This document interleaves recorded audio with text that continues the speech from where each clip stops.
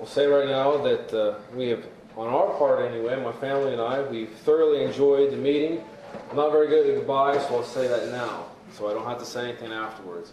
I've enjoyed the fellowship, I've enjoyed the hospitality, the attendance of everybody, and just it's an encouragement to see meetings still going on. It's an encouragement to see those that come out to the meetings. And as I was talking to one brother at one point in time, it's encouraging for us young guys to stand up to the plate, so to speak, and take the bat and hold these meetings and everything. And like I've said before, I don't really feel that I'm much of a preacher, so to speak, and I have no necessarily desire to do that full time or anything like that. But I am willing to do what is necessary. I'm willing to step up to the plate and hold these meetings, because it is a reality that those are getting older, those that are preachers, those that are speaking. And so we on my part here, I thank the congregation here for the trust and everything to allow me to come to break a small portion of God's Word. I don't take that lightly whatsoever. It really speaks to me when a congregation asks you to do anything, but especially when they have you stand in their pulpit. For our last presentation for this meeting, this is a topic that actually came from a study at home. At home, we of late have been studying Old Testament characters, Old Testament stories, and Dad and I tag teamed this actually at home. And this turned into quite a lengthy study. Now this evening we're only going to give a small portion of that study. We're going to look at Genesis. If you would turn to this, we're going to do quite a bit of reading this evening, or this afternoon. We're going to start in Genesis chapter 13, chapter 18, and chapter 19.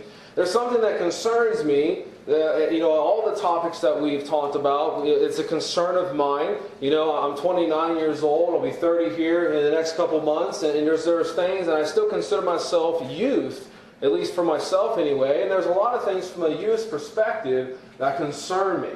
The title upon our board, our environment. And basically what we're going to talk about is just that, our environment, our surroundings, the places that we choose to go. And we're going to look at the effect that those places that we choose to go, and even indirectly the places, in fact, that we don't choose to go, we're going to look at the effect that has on us. Now, I would have to say that this presentation will probably be more geared toward the youth, definitely, but it does apply to all of us. No matter what your age, your environment can change the direction and will change the direction, in fact, of the direction that you are going, spiritually speaking, is what we're looking at here this afternoon.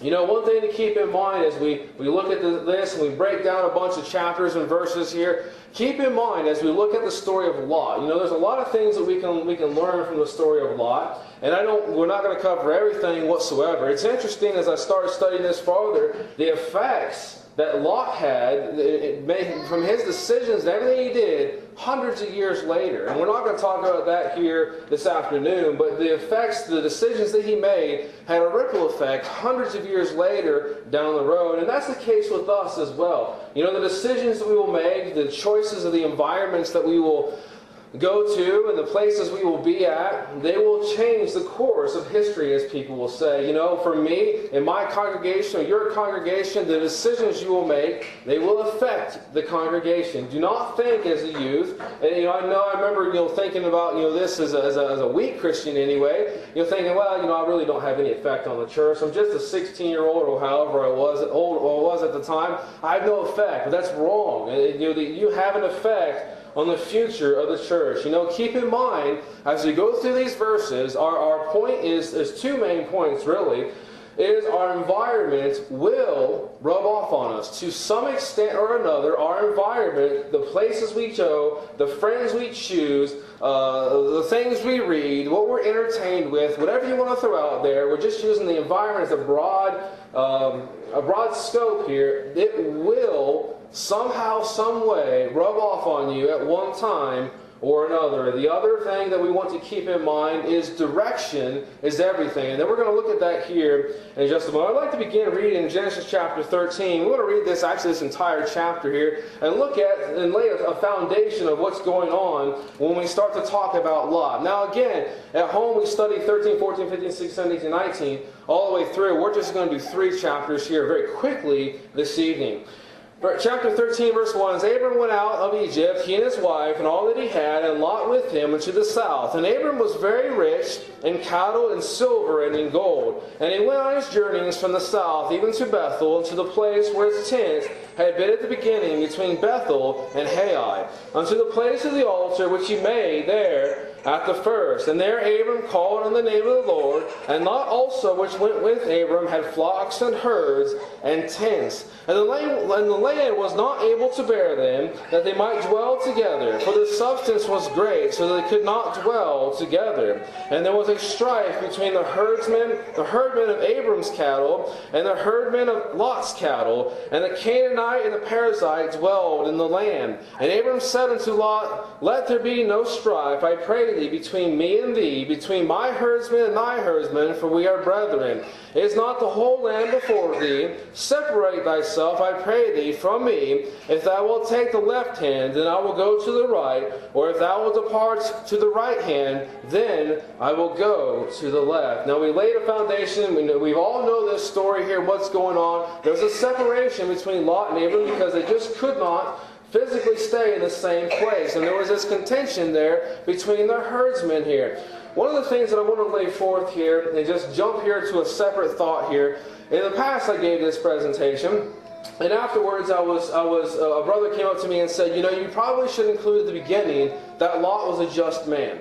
And moving forward here, I want you to keep that in mind. We're not making fun of Lot whatsoever. He was a righteous man, as the Bible says, and I want you to keep that in mind. But we're going to look at some of the things, and we're just going to play some scenarios out as we look at Lot's environment, and just some of these are what-ifs. Some of these are things that we can apply to our walk of life, and questions that we can pull from the decisions that Lot and Abram, or Abraham later on, both made. And it's interesting to me, as I study this for myself anyway, the direction, as we just said, of their hearts, it seems to be. And as you can plug this into yourself and the direction that the decisions that you have to make. I myself, as I study this and I study Genesis chapter 13, I see two righteous men. I see, the Bible says they were both righteous, but I see a different direction in these righteous men. I see a different thought process in these righteous men. And it kind of makes you wonder, what was Lot actually thinking? What was going through his mind as he was about to make an important decision that changed the course of history? And it did, in fact, change the course of history. What was going through his mind? Here we find in verse 11, it says, Then Lot chose all the plain of Jordan, and Lot journeyed east, and they separated themselves, the one for the other. Now here we get into the aspect of the presentation of Lot. Focusing mainly on Lot. We're not really going to talk about Abraham at all, or Abram at all really in this presentation. We're just mainly focusing on Lot and his family, in fact, as well. Lot decided to pick all this land. I'm sorry here, I'm getting all mixed up here. And Lot, in verse 11 again says, And Lot chose them all the plain of Jordan, and Lot journeyed east, and they separated themselves one from the other. And Abram dwelled in the land of Canaan, and Lot dwelled in the cities of the plain, and pitched his tent towards Sodom. At the beginning I said direction is everything. Here I find it's in his heart. Is it in his heart? Is it in his mind?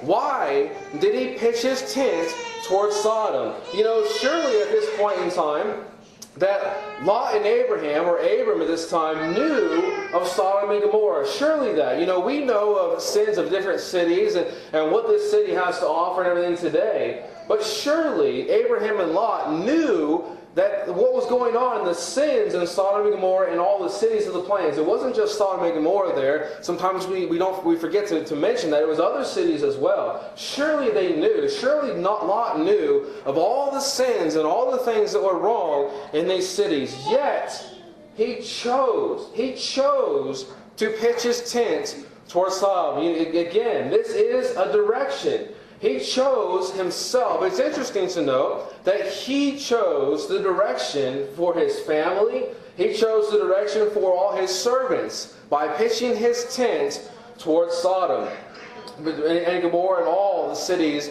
of the plains. And again, you'd have to think that, why would you do that? Why did he do that? Surely you would have known the wickedness and all the sin that was going on there. Verse 13, but the men of Sodom are wicked and sinners before the Lord exceedingly. It's just amazing to me as I look at being the leader of my home, the head of my home. As we look at decisions that we have to make in our lives as the head, anyway, we never want to make a decision. I never want to make a decision to where, quote unquote, that I am pitching my tent towards Sodom. Because there's consequences, as we're going to find out through the next several chapters here. There's consequences in the direction that Lot chose, and there's consequences in the direction that I would choose by pitching my tent towards Sodom. Did he realize at this point in time, did Lot realize the effects that this would have?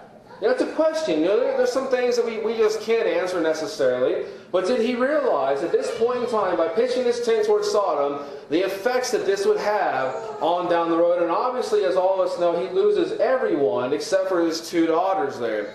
Verse 14, here I find a separate mindset. I find the mindset of Abram at this point in time, and I think it's very interesting. As Lot made this decision, I see and I read no counsel of the Lord. I see no prayer. And I'm not saying this to make fun of Lot or to say that he wasn't righteous, but it's interesting here that we don't read of any counsel to God. There's no counsel at all to this. And as he looked and he beheld these well-watered places, as the scripture says in verse 10, and Lot lifted up his eyes and beheld all the plain of Jordan, where it was well water wherever, before the Lord destroyed Sodom and Gomorrah, even as the garden of the Lord. And it's speculated by scholars and those that would study this as well, that it was something that was similar to the Garden of Eden, or something that was just like it, just beautiful, well-watered. What was the reasons he decided to go this way? Was it financial gain? Was it he thought, well, I'm going to grow my herds, and I'm just going to become wealthy, and I'll become this big shot, and I'll own all this stuff? Was that one of his deciding factors in pitching his tent towards Sodom? Did he just think of that and not consider any of the effects that it would have on his family? As we would apply this to today, the spiritual effect that has on my family if or when I would choose to pitch my tent towards Sodom. Think about these things, and that's an encouragement from me to you. Think about the effect that this will have on your family. It will have an effect. Don't be fooled into thinking that by doing this and doing that, it will never have an effect. Everything we do has an effect, one way or the other. It might be small, it might be minute, it might be big. But everything we do, the places we go, the environment that we choose, does in fact have an effect on our lives and the direction that we will go. So I see this difference here. In verse 14, the Lord said unto Abram, after Lot was separated from him, lift up thine eyes and look from the place which thou art, northward and southward, and eastward and westward. For all the land which thou seest, to thee will I give it, and to thy seed forever. And I will make thy seed as the dust of the earth, so if that a man can number the dust of the earth, then shall thy seed also be numbered. Arise, walk through the land, the length of it and the breadth of it, and I will give it unto thee. Then Abram removed his tent, and came and dwelt in the plain of Merimim, which is in Hebron, and notice this, and built an altar unto the Lord. Is this, and I'm asking this in question form, is this in fact a different mindset? We read nothing of Lot building an altar unto the Lord. We read nothing of Lot praising God, so to speak, in this part, giving worship unto God for the decision that he just made. It's just interesting, just as a point of interest anyway, something to think about.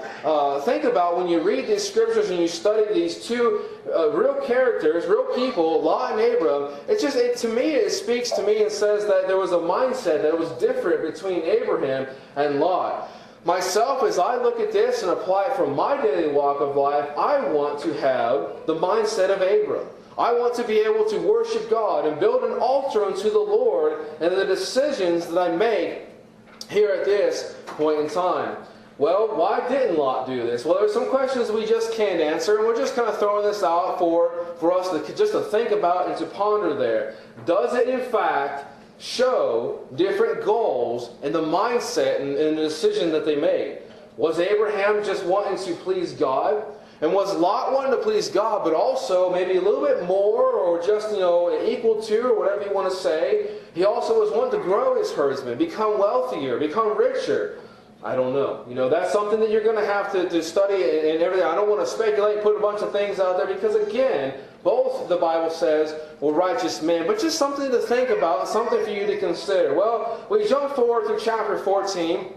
And we find that Lot is captured by the kings of Sodom and Gomorrah. He takes 318 of his servants, his trained servants that were born into his house, and he rescues Lot. Here's something else that I find interesting as we read chapters 14, 15, 16, and 17 there.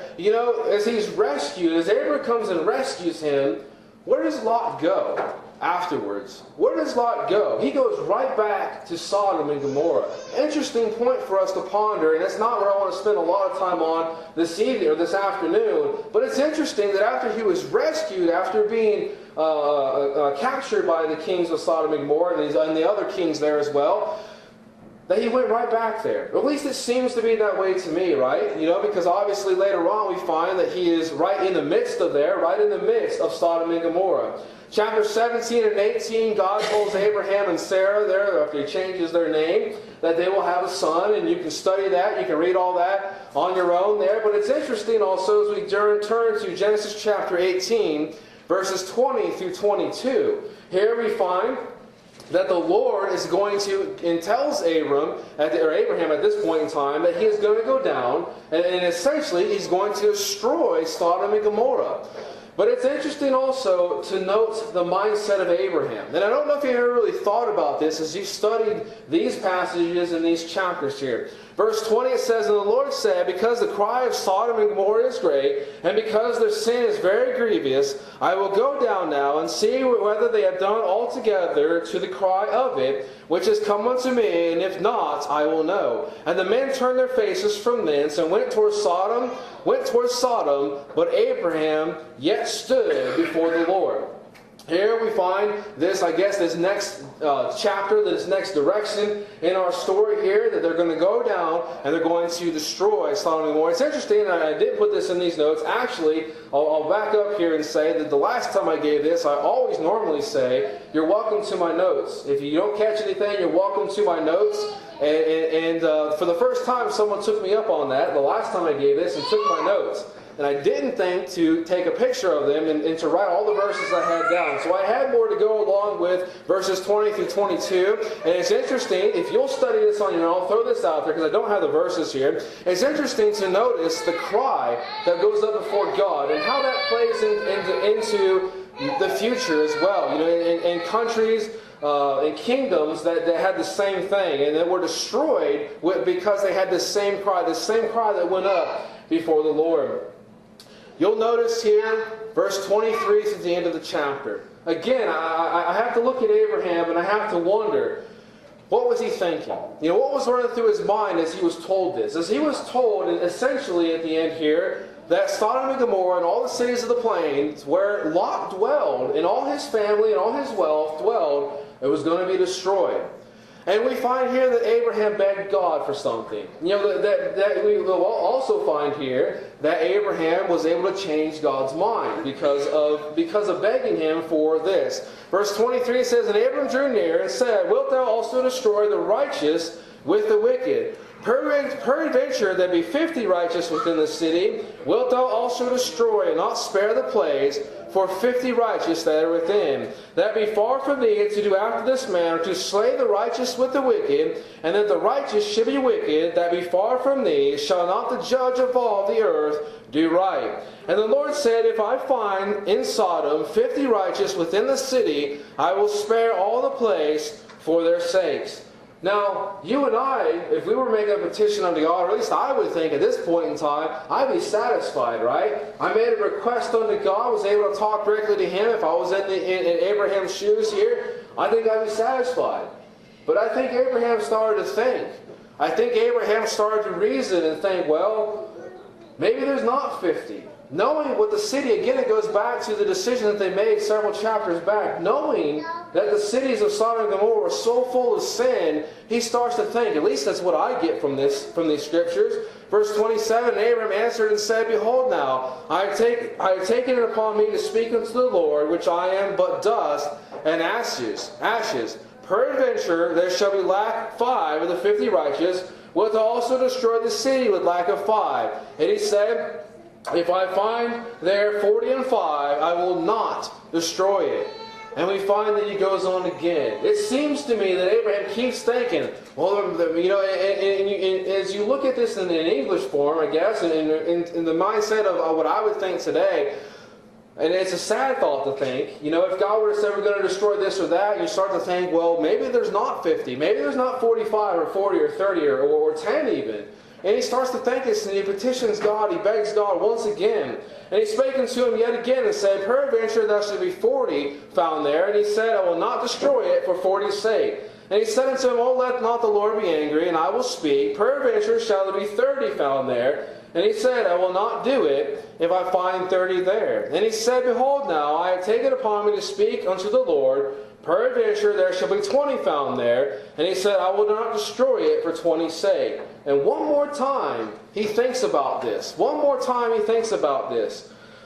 And he said, Oh, let not the Lord be angry, and I will speak yet, but this once. Peradventure 10 shall be found there. And he said, I will not destroy the city for 10's sake. 10. And an entire city. And an entire city's there, in essence there. 10. That's it. That's amazing to me. It's amazing to me that Lot would think about this and think, well, there's only 10. But you know, there's another thing to keep in mind. He had to have known, to some degree, that Lot's family was not faithful. Wouldn't he have? If he only came to 10, because we know about Lot's sons and daughters and sons-in-laws and everything there, that's kind of silent on there, and all those servants in there, he goes all the way down to 10. So did he know, that's a question form we have there, did he not know that there was less than 10 faithful with Lot? And you know, it's just amazing to me as he thinks about this. But notice this once again in verse 33. And the Lord went his way as soon as he had left communion with Abraham, and Abraham returned unto his place. He didn't even go down there. He wouldn't go down there. From what I read and from what I study here, he wouldn't even go down there and warn Lot. And that's amazing to me. You know, and again, we can only speculate on a few of these things. Did he know, being a little bit wiser maybe? I don't know. Maybe a little bit wiser with this. He knew that by going down there that he would put his family in jeopardy or whatever it is. But again, I think it goes back to chapter 13 there. You know, the mindset difference between Abraham and Lot. And that's the case with us as well. You know, we want to have the mindset, or at least I do anyway, want to have the mindset of Abraham. I do not want to put my family, as we look at this, in jeopardy whatsoever. So as we leave Abraham, we go to chapter 19. As we go to, I guess, the meat and the body of our presentation, here we find the story of really what we were trying, really what we was trying to get to, and sharing the story of Lot and the decisions that he made and the effects of the environment that he chose to put his family in.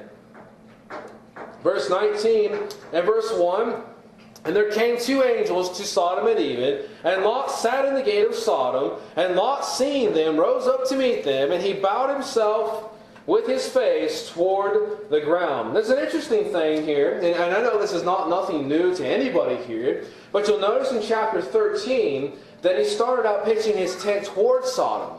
Here in chapter 19, he obviously held some position of power. He sat in the gate. It's speculated here that he became a judge of the city. And again, we're not making this as law. We're just showing what we have that they say that he could have been. It's not really clear from what I studied anyway, that he could have been a judge of the city, or he could have been what we would say today, a mayor or a governor or whatever it is. Regardless of what the position was, he was now inside the city. He was now holding some sort of position at the gate inside the city. It went from pitching his tent towards Sodom to being right there in the middle of Sodom and Gomorrah and all the sins that were around about there. And keep in mind, Abraham asked God for 10 righteous souls, knowing the sins of Sodom, knowing the sins of Gomorrah, and knowing what Lot had to be facing every day. Lot had to be facing this, and we'll read the verse at the end. His soul was vexed daily with the sins that were going on there, but he still chose to keep his family there at this point in time, and he held this position there.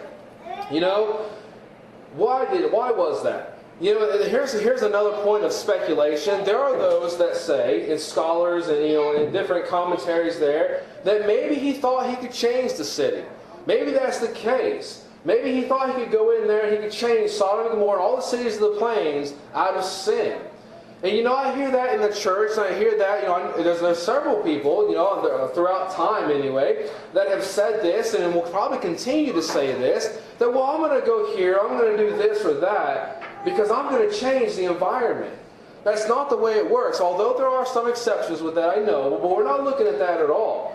It works the other way around. The environment will change you if you're not righteous, if you're not faithful, that is. The environment will change you. Did he think that he really could change the cities of Sodom and Gomorrah? I don't know. Another question for you to ponder, another question for you to think about. Verse 2, he said, Behold now, my lords, turn in, I pray you, into your servant's house, and tarry all night, and wash your feet, and ye shall rise up early, and go on your ways. And they said, Nay, but we will abide in the street all night. And he pressed upon them greatly, and they returned in unto him, and entered into his house, and he made them a feast, and did break unleavened bread, and they did eat. Lot knew at this point in time, Lot knew they weren't saved. That's interesting. But yet he still chose to keep his family there. Why is that? That's something that perplexes me, something I don't quite understand. He knew that Sodom and Gomorrah and the streets there were not safe for these two angels, but yet he chose to have his family in that environment, to keep them there, to raise them up in Sodom and Gomorrah around all this sin. That's interesting. I don't know if you ever thought about that before.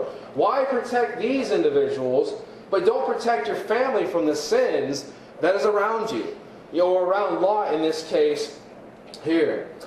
Well, here we find the story turns kind of gross, and we're not going to spend a lot of time on this whatsoever here. And we find a small glimpse of the sins of Sodom and Gomorrah. Verses 4 through 7. But before they lay down, the men of the city, even the men of Sodom, come past the house round, both the old and the young, all the people from every quarter. Note that. And I never really caught this the first several times I've even studied this. I never really caught this. The old and the young. Both. Now there is speculation there that it refers to the older or the adults, and it refers to teenage boys. That's gross. That's nasty. Obviously that's something we don't want to discuss and talk about at all. But that's interesting. That's how broad and not interesting, it's sick, but you know what I mean by saying that. That's how broad the sin was in this city. The men and the boys, the old and the young, went out to find these men for a specific cause and a specific reason. Verse 5, And they called unto Lot, and said unto him, Where are the men which came into thee this night? Bring them out unto us, that we may know them. And those of you that are adults especially know what that word know them means. They wanted to have relations with these individuals because they were new or because of whatever it is. And that's all we're going to say about that. Verse 6, And Lot went out at the door, and unto him, and shut the door after them. And he said, I pray you, brethren, do not so wickedly. These were such a perverted mind people. And I can't help but to think, as I would take my families to events, or I would go here or I would go there, why would I allow them to stay in a place that was such perverted as this? Now, we can't control where we go, and I'm not saying that we can't be aware of everything. And there's just the sins out there in the world. But why would I deliberately choose to go to a city where there's less than 10 righteous, less than 10 faithful individuals in that entire city of hundreds of thousands or tens of thousands, or how many ever there was at this point in time? I choose to put myself and my family in this environment to where the men and the boys wanted to know these individuals. I can't fathom that. But Lot did. Lot chose this for whatever reasons that he did. He chose this to be the place, as we would say, to raise his family and to grow his financial gain. Verse 8 has always perplexed me, and I know all those that I've heard that speak on this, that there's not really an answer, I guess, or I can't really give you a real answer there. And it perplexes me why Lot does this. In verse 8 it says, Behold now, I have 2 daughters which have not known man. Let me, I pray you, bring them out unto you, and do you to them as it is good in your eyes. Only unto these men do nothing, for therefore came they unto the shadow of my roof. Now there are several things we can pull from this as we look at this here. Lot first offered up his virgin daughters. I can't understand that, and that's not necessarily what I want to speak on this afternoon anyway, but I can't help but to think the flip side of that. Was his mind warped? And this is just a question. Was his mind warped in such a way that he would do that? Now, there are some that say that he did that to protect the angels, because he knew they were the angels. But you can't help but to think just a little bit in your mind that maybe, just maybe, a little bit of Sodom and a little bit of Gomorrah was rubbing off on him. That he would offer his virgin daughters to do what they want. The other thing that's amazing to me and nasty to me is the fact that these men and boys didn't want 2 virgin girls. He offered them to do whatever he wanted to, but they were so sick and perverted in their mind that they did not want to have anything to do with him. They wanted the 2 men, they wanted the 2 angels. Again, giving us a glimpse of how nasty Sodom was, and how nasty Gomorrah was, and all these cities of the plains, and all the sins that were all around there. Just give us a glimpse. And yet Lot chose to put his family there. You notice I'm keeping saying that purposefully. Verse 9, it says, And they said, Stand back. And they said again, This one fellow came into sojourn, and he will needs to be a judge. Now we will deal worse with thee than upon them. And they pressed sore upon the man, even Lot, and came near to break the door. And the men put forth their hand, and pulled Lot into the house to them, and shut the door. And they smote the men that were at the door of the house with blindness, both small and great, so they wearied themselves to find the door. They still pushed toward the door. They wanted to break it down. And again, nothing new that we haven't studied, but still showing how sick and how perverted these people were, that they still wanted the 2 angels, even though 2 women were offered to them. And I can't fathom this. You know, we live in a country, thankfully, with freedom and everything. And I've said this before in past lessons there. I don't think we're quite to this point yet, although some places maybe are. But I don't think we're quite to this point yet. But, you know, we could be here directly. But how bad would it be to live in a city, you know, if Marshfield, Missouri were this way, to live in a city to where you had to protect your boys from the men and the boys, or you had to protect your girls because of all these different things. And I know that to a degree you do, but you know exactly what I mean here by saying this. Well, here we find our story turns to a sad part. And it turns to the most sobering part of the presentation here this evening. And this is the part that I don't enjoy giving. This is the part that I don't enjoy thinking about whatsoever. And in verse 12 it says, And the men said unto Lot, Hast thou any besides, son-in-law and thy sons and thy daughters, and whatsoever thou hast in the city, bring them out of this place, telling them to grab them all. Grab everybody they can. Take them all. Warn them. Grab them. Drag them out of the city, because Sodom and Gomorrah is going to be destroyed for the very sins that were trying to be done upon these men here just a few moments ago. Go grab them. Take them out of the city. Save them, as we would say. Verse 13, For we will destroy this place. Again, you'll notice the word for the cry of this place. You have to study it on your own. For the cry of them is waxing great before the face of the Lord, and the Lord hath sent us to destroy it. In verse 14, And Lot went out and spake unto his sons-in-law, which married his daughters, and said, Up, get you out of this place, for the Lord will destroy the city. But he seemed as one that mocked his sons-in-law. His sons-in-law, obviously, they weren't righteous individuals, but they thought he was mocking him. And know at this point in time, I can only imagine. I can only imagine what he was thinking. He wasn't able to save his family. At this point in time, he realized, maybe in the back of his mind, he realized that he made a huge mistake. That there was no way that his family, that his sons and daughters-in-laws, their daughters and sons-in-laws were going to make it out of the city.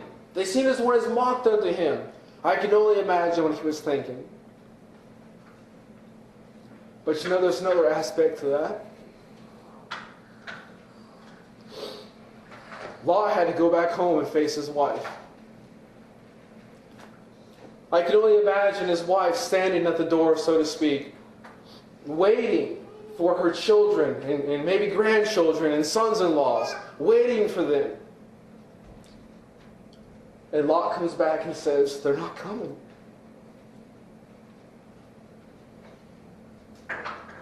They don't believe me. They're going to be destroyed. I can only imagine the grief as a parent.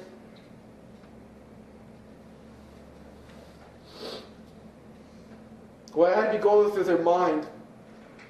And as I think of Lot, I think of the things that I would think about. What a fool I was to pitch my tent towards Sodom.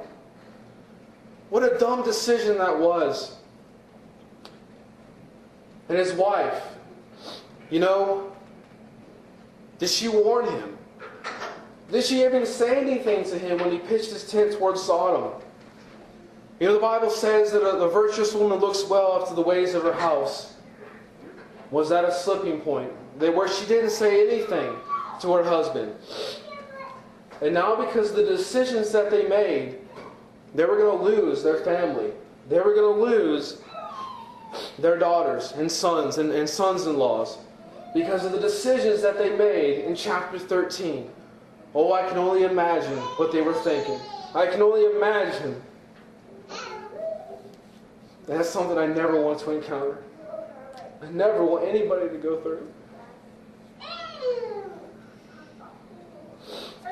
At this point in time, I would have to think this is the lowest day of his life. The most depressing day of his life, where he realizes, maybe the mistake that he made in pitching his tent towards Sodom there in chapter 13. And then later on, moving his family right in the middle of all this sin. Maybe that went through his mind. It would have went through mine anyway. As I look at this and use it in my life and think about what I would think, you have to think that these are some of the things that he was thinking as well. Well, you'll notice in verse 16, and while he lingered, the men dragged him out of the city. The men dragged him and his wife and his 2 daughters out of the city. That pole was still there. That sorrow, that decision that he made was still there, and he was dragged, as we would say today. And while he yet lingered, the men laid hold on his hand, and upon the hand of his wife, and upon the hand of his 2 daughters. And the Lord being merciful unto him. And they brought him forth, and set him without the city. And it came to pass, when they had brought him forth abroad, that he said, Escape for thy life, look not behind thee, neither stay thou in the plain, escape to the mountain, lest thou be consumed. And here we speculate once again, the mindset of Lot and his family. Why did he ask? You know, as we look at this, why did he ask to save one city? There are speculations out there that this pole was so great that he just didn't want all these cities to be destroyed. That was his home. That's what he knew. There are some that say that he just couldn't make it very far because of the grief and everything that he was just getting ready to endure, losing his family. Either way, it's something for us to think about. He still, maybe at this point in time, still had the pull of these cities, still had the pull of this sin in his life. I don't know. But you know, you have to think about these questions. At least I do anyway. But here we find that he asks and he begs to save one city for him to escape to. It says, Behold now, thy servant hath found grace in thy sight, and thou hast magnified thy mercy, which thou hast shown unto me in saving my life. And I cannot escape to the mountain, lest some evil take me and I die. Behold now, this city is near to flee unto, and it is a little one. Oh, let me escape thither. Is it not a little one? And my soul shall live. And he said unto him, See, I have accepted thee concerning this thing also, that I will not overthrow this city, for the which thou hast spoken. Haste thee, escape thither, for thou cannot do anything till thou come thither. Therefore the name of the city was called Zor. And the sun was risen upon the earth, and Lot entered into Zor. And here we find the great destruction of Sodom and Gomorrah and all the plains. Verse 24, Then the Lord rained upon Sodom and Gomorrah brimstone and fire from the Lord out of heaven, and he overthrew those cities and all the plain and all the inhabitants of the cities, and that which grew on the ground. It completely, if you look at history there, and you look at some of the words and everything that's used here, completely wiped it off the face of the earth. Completely. To this day, what is speculated to be Sodom and Gomorrah, the cities of the plains, nothing grows there whatsoever. Completely wiped it off the face of the earth. Destroyed it because of their sin, because of their wickedness. And that's the city that Lot chose to take his family to. The very city that God wiped off the face of the earth, literally wiped off the face of the earth, that was the city that Lot chose to raise his family in. Verse 26, But his wife looked back from behind him, and she became a pillar of salt. You know, the pull for her obviously was very great. And we can expect that from a mother. This, the Pole family and the grief that she would have, we can expect that. But you know, that takes me to 2 Peter chapter 2, verses 7 through 9.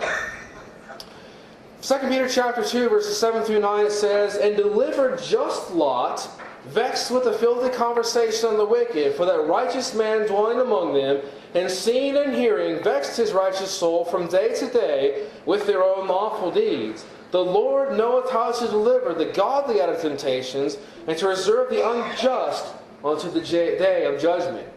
Did Lot take into consideration that maybe his wife was not as strong as she should have been? She turned back. Lot was delivered. You know, he was delivered out of these things, but not his wife. She maybe at this point, and obviously at this point, she was not as strong as Lot.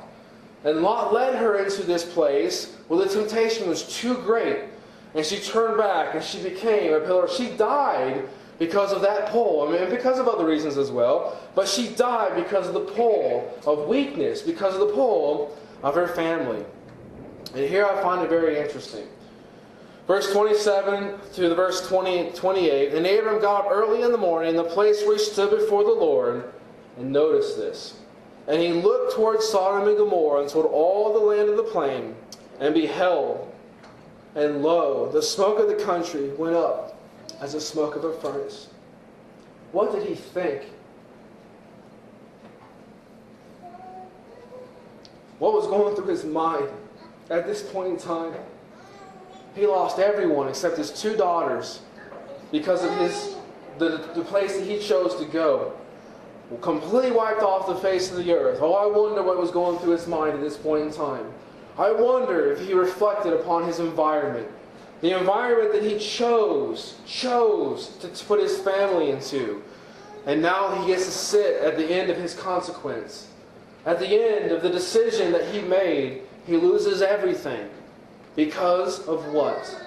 Because of his environment. Keep in mind, as we bring our thoughts to a close, our environment is everything. There are those that may not agree with that statement. There are those that might say, well, Jonathan, that's not necessarily true. It is. Our environment, the places that we choose to put ourselves in, is everything. Because it will. It may not be right away, like with Lot. You know, there was some time there between him pitching his tent, obviously, and going into the city. It may not be right away, but eventually it will wear on you if you're not strong enough to get out of these things, obviously. Your environment is everything. And go back to the second thing that we said at the very beginning. Direction is everything.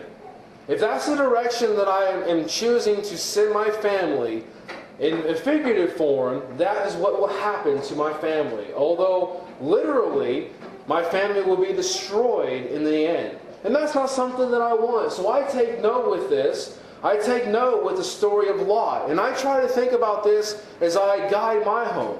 And it's not easy. And we do make our mistakes. But one mistake I do not want to make is to pitch my tent towards Sodom. I do not want to put my family in the direction that they will lose their soul, or my children will not become Christians one day. And we hope and we pray that's not the case with anybody here. We hope and we pray that that's not what you want. And I know that's not necessarily even what we don't, maybe not purposely do it, but sometimes there's those things in our lives that we just may not think about too much. And eventually we find a year, 5 years, whatever down the road, that it pulled us off on the wrong path. Whatever it is, family, pleasures, whatever it is, they pulled us and they had got our families destroyed in the end. Well, that's our thoughts for this morning. We could go on, we can expound upon this, but I think, at least I hope I've done a good job of showing us why that I feel personally, and I know that you guys would be the same as well, that our environment is very, very important. The directions that I choose to go, the decisions I make, will have an effect on my family, and as I said earlier, it will have an effect on the direction of the church as well. We'll offer the song invitation of those who would like to become a Christian or those who would like the prayers of the church. We ask you to make our wishes known as we stand and sing. We'll say something else again. I really do appreciate everyone that has come out. I really appreciate the support. I really appreciate everything that happened. And I hope and I pray that something that we said, if not one thing out of 4 presentations, can help you. That's my goal. I just wanted to present things that, yes, are on my heart, but that would help you in your Christian walk of life. Pray for us as we return home, and thank you once again. Turn the services to one of the brothers.